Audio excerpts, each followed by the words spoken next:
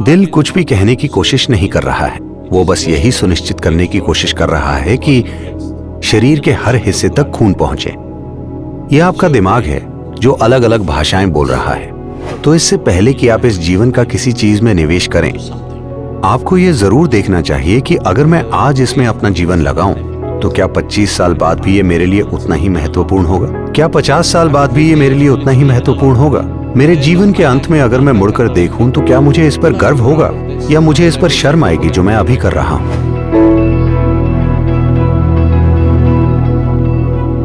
ये विचार कि कुछ चीजें दिल से आती हैं और कुछ दिमाग से, ये बस एक उपमा है, लेकिन दुर्भाग्य से कई लोग इसके शाब्दिक अर्थ को सच मानते हैं। एक समय था जब दुनिया के कई हिस्सों में, खासकर अरब की चिकित्सा पद्धति का ये मानना था कि लिवर खून को पंप करता है। आपने शायद उर्दू कहावतें सुनी होंगी कलेजे के बारे में। क्या आपने सुनी है?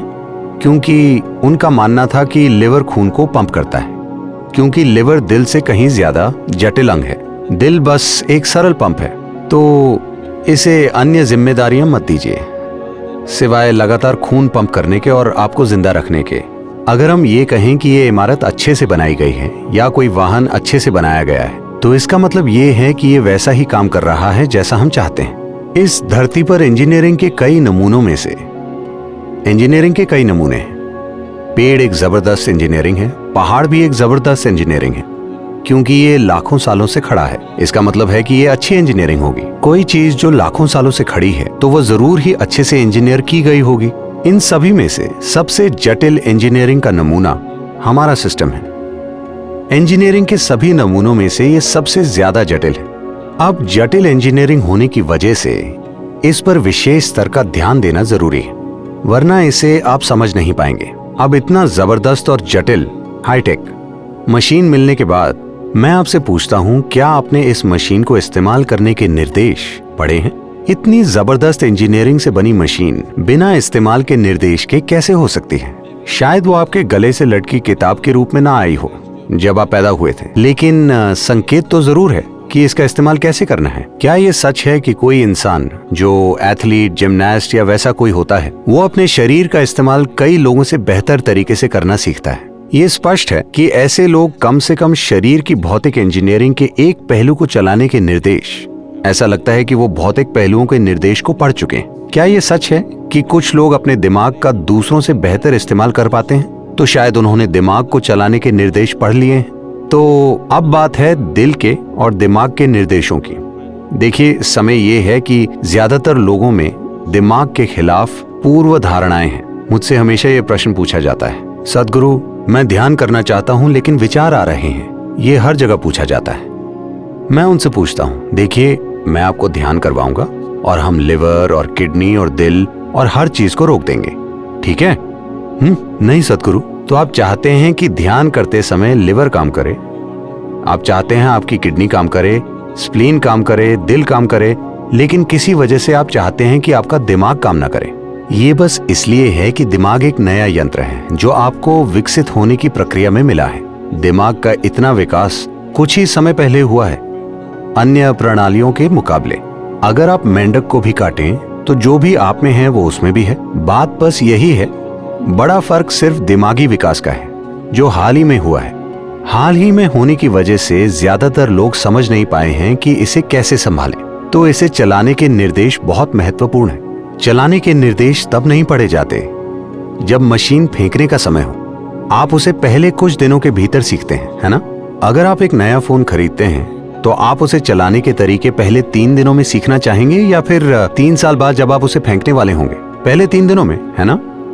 तो ये जानना बहुत जरूरी है कि ये कैसे चलता है। ऐसा कभी नहीं हुआ कि दिल ने कोई विचार या उद्देश्य पैदा किया हो। जब आपने किसी युवा लड़की को देखा तो दिल ज्यादा धड़कने लगता है। इसका मतलब ये नहीं है कि वो कुछ कह रहा है, वो बस बाकी की उत्तेजनाओं से हुई कमी को मैनेज कर रहा है। दिल कुछ भी कहने की कोशिश नहीं कर रहा, वो बस कमी पूरी कर रहा है। आपको ज्यादा खून चाहिए तो वो थोड़ी तेजी से पंप कर रहा है। ऐसा तब भी होगा जब आप सीढ़ियां चढ़ते हैं। जैसे प्रेम में होने पर सांसें फूलती हैं, वैसे ही सीढ़ियां चढ़ने पर भी फूलती हैं। डर लगने पर भी कई लोगों के साथ ऐसा होता है। तो दिल कुछ भी कहने की कोशिश नहीं कर रहा, वो बस यही निश्चित करने की कोशिश कर रहा है कि शरीर के हर हिस्से तक खून पहुंचे। तो ये आपका दिमाग है जो अलग अलग भाषाएं बोल रहा है। लोग सोचते हैं कि ये दोनों चीजें अलग अलग बातें बोल रही हैं। वो अलग अलग बातें नहीं बोल रही। जैसे आपके विचार होते हैं वैसे ही आप में भावनाएं पैदा होती। मैं ये शानदार है ऐसा सोचकर कड़वी भावनाएं नहीं रख सकता, है कि नहीं? लेकिन आज मैंने सोचा कि ये सबसे शानदार व्यक्ति है और मुझसे मधुरता निकल रही थी, पर अचानक उन्होंने कल कुछ ऐसा किया जो मुझे पसंद नहीं है। मैंने सोचा ये भयंकर है।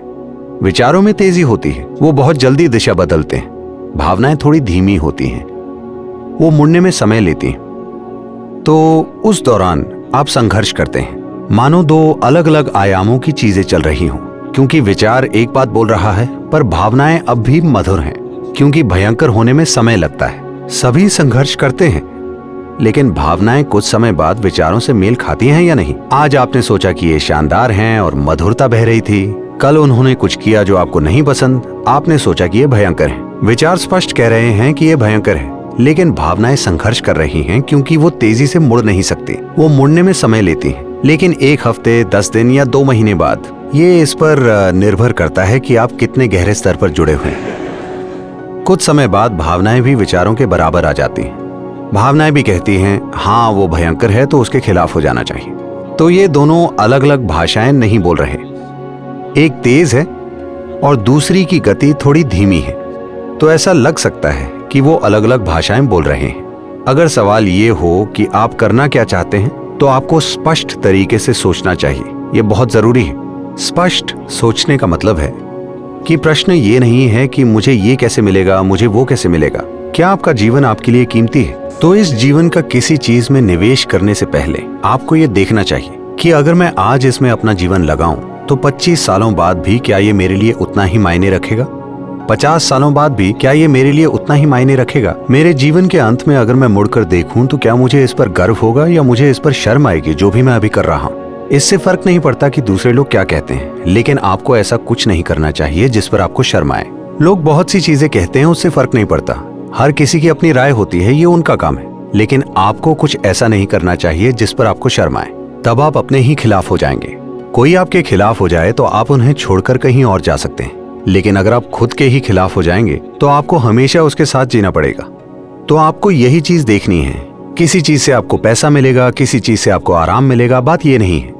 आप जो काम करने का फैसला लेते हैं, क्या उससे आपको जीवन मिलेगा? जीवन मिलने से मेरा मतलब है, क्या आप बस जीवन चलाने की कोशिश कर रहे हैं या आप इससे अपना जीवन बनाना चाहते हैं? यह महत्वपूर्ण है। जीवन चलाना कोई मुद्दा नहीं। एक कीड़ा, एक पतंगा, एक पंछी और एक जानवर सभी अपना जीवन चला रहे हैं। ये उससे अपना जीवन भी बना रहे हैं, लेकिन अपना जीवन तो निश्चित रूप से चला रहे हैं। तो इतने बड़े दिमाग के होते हुए जीवन चलाना कोई मुद्दा नहीं है। भोजन पाना कोई मुद्दा नहीं है। जीवन चलाना कोई मुद्दा नहीं है। सिर्फ एक ही समस्या है कि आप किसी दूसरे की तरह जीना चाहते हैं। ये ना खत्म होने वाली समस्या है। मैं जीना चाहता हूँ, ये कोई समस्या नहीं है। मैं आपकी तरह जीना चाहता हूँ, ये एक समस्या है। तो ये जरूरी है। अगर आप अपने जीवन को कीमती मानते हैं तो आपको ये सुनिश्चित करना चाहिए कि आप इससे एक शानदार जीवन बनाते हैं। जो भी काम उस दिशा में ले जाए आपको वही करना चाहिए। लेकिन जब आप आसपास के लोगों के दबाव में हैं, कोई कहता है मैं अमेरिका जा रहा हूं, कोई कहता है मैं सरकारी नौकरी करूंगा, कोई कहता है मैं ये करूंगा, तो एक चीज जो आप सभी को जीवन में बड़े निर्णय लेने से पहले करनी चाहिए कि साथियों, प्रोफेसरों, माता पिता सभी के दबाव से दूर हो जाइए। बस 3 दिन से 1 हफ्ते तक का समय अकेले बिताएं और इस पर ध्यान दें कि आप वाकई में क्या करना चाहते हैं, दूसरे लोगों के दबाव की वजह से नहीं। ये जीवन क्या करना चाहता है वही कीजिए। इससे फर्क नहीं पड़ता कि दूसरे लोग उसके बारे में क्या सोचते हैं।